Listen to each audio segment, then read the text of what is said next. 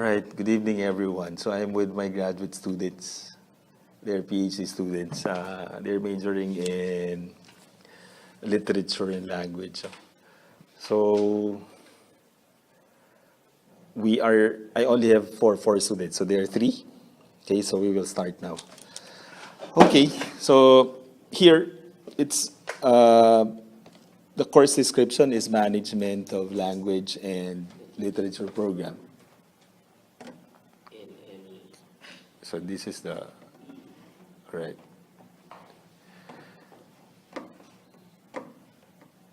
Okay.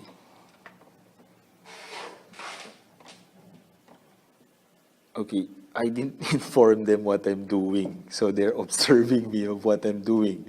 So I love doing inductive. I'm using inductive approach and let them process what I'm doing. Right? So let me see what would be the outcome of this. Right. So since we don't have a monitor, so we will just be using since you're only three. Okay. Okay, so there's no. All right. So preliminary objectives, as I was saying a while ago. So we're looking at we have to discuss first the concepts, theories, assumptions about the teaching of language and literature first. And then we will have to compare and contrast the two, literature teaching. We need to be clear of what's the difference. And then we will have to examine carefully the importance of the current multimedia platforms. So this is something new in this course. In managing language and literature. And then, of course, as always, we need to be clear about the critique. So this is not new to this class. So you need to critique paper. Of course, again, empirical paper on the management of literature and language programs or any relevant papers on that. And then you're going to build up a research proposal following the IMRD format in American Psychological Association format. So it's not new to you anymore. The reason why I put the preliminary objectives, because I'm still conducting a needs analysis as to what, after we discuss all this, then we will have to see what we need to include. So looking at the current syllabus, more on management, planning, and as well theories, and in fact, the final paper is syllabus. Right? So you're going to write a syllabus. It's okay. Then we will be discussing about the types of syllabus and of course coming from what philosophy, what principles, right? So from traditional to progressivism. But then I would want for this class to start here. We need to start here where our students are. Right? Our students are having this media culture that we need to address. So I think we have to, what I'm going to present now is not focused much on the lecture because we can discuss that later in your presentation. We are using an inductive approach. I would want to see what would be your reaction to the media culture. And in fact, this media culture is actually projecting, is actually promoting text, correct? Is actually presenting to our students text. It could be essay, it could be post, it could be narration. All right. So the first preliminary presentation, or if I may say, this is some sort of a workshop. Because this is inductive, I need not say a lot of things. I want you to process first, then let us see how would you be creating out of this workshop. Okay. Okay. Problema sana.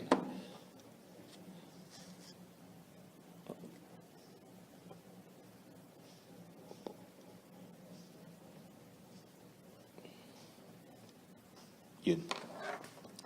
So look, read, think, and write. All right? So that's the instruction. Look, read, think, and write.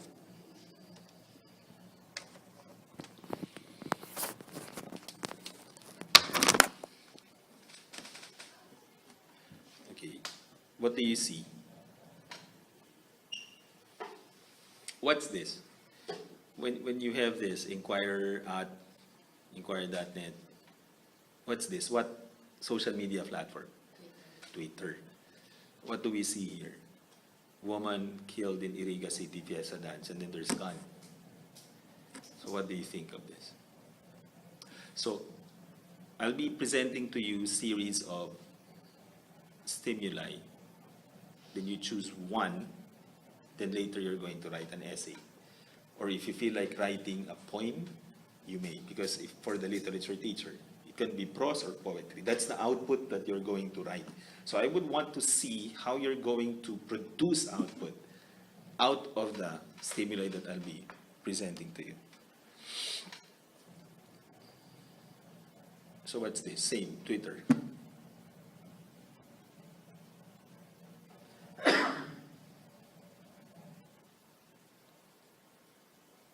Okay? Okay, just take note, whatever that captured your attention.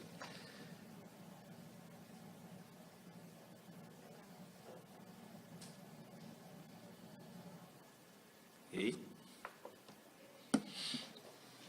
Cognitive behavioral therapy will be introduced as a rehab technique for female drug dependence for the first time. Okay, be conscious of the network, be conscious of the number of words, the images. Narcos cartel wars. Complete the special mission chain and recruit 4-star unique scenario. That's a game. What's this? This is an IG. So what do we see here? This is the rock. This is the rock. Instagram. And then here below, teach them young. Teach them young. And then look at their. All right? Okay. Whatever that captured your attention, mark it what it is, because you're going to write something about it, right? So you need to write this one, GMA News, at GMA News. More Mocha girls should follow in the footsteps of Mocha Usan by joining the Duterte administration. Napoles gets death threats, seeks transfer to NBI custody. Wonder Woman.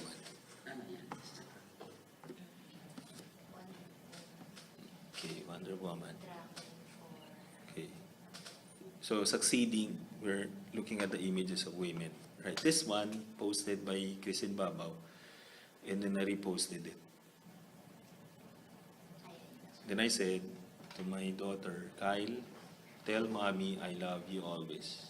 Remind, kasi dito, if you look at the image, pregnant, tapos nagkaroon siya ng anak, kinakarga niya yung anak niya, and then carrying the child, and eventually the child grew up to be a woman, then eventually the one who is carrying the mother is the daughter. Do you get the point? Pregnant, it's the mother who takes care of the child. But eventually, when the child gets older, eventually the daughter will be the one taking care of the mother. But what touches me the most here is the last part. After carrying here, she's old. Here, it's only the dress that she is holding. Here, I was crying. I really cried. And then I said, tell mommy, look at this.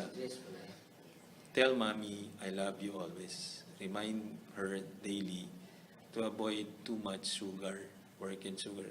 Pray for her dearly because this day will come, whether you like it or not. Okay.